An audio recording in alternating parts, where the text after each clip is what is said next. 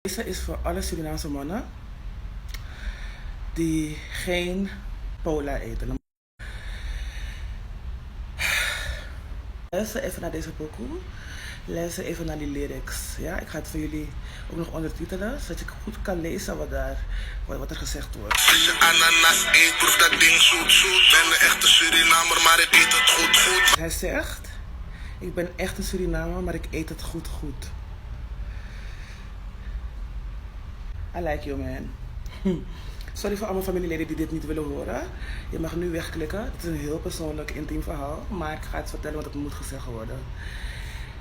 Ik hou van mijn Surinaamse mannen. Echt waar.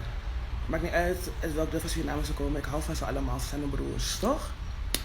Maar ik vind het vreemd dat er nog steeds mannen zijn, Surinaamse mannen. Van Suriname weet ik niet, maar in Nederland, die nog steeds geen pola eten.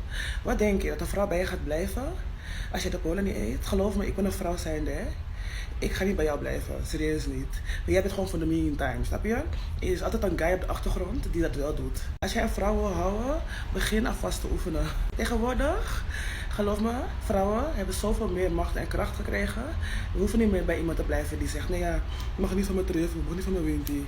Nee vriend. Weet je wat ook frappant is? Dat sommige mannen dan dat niet, ze eten geen pola, maar ze willen wel achterin gaan. Ik vraag me dan af of je wel echt zeker bent dat je op vrouwen valt. Ik vraag me dat echt serieus af, want als je dat niet wil doen, toch? Je wil die pola niet eten. Je wil wel alles krijgen van die vrouw. Ze moet on top. Ze moet jou wel eten. Je wilt ook nog dat ze je toelaat in haar achterste. Maar je wilt niet haar gewoon belonen voor wat ze voor jou doet. Dat klinkt een klein beetje poterig. Mannen, Surinaamse mannen, step your game up. Als jij op vrouwen valt, step your game up.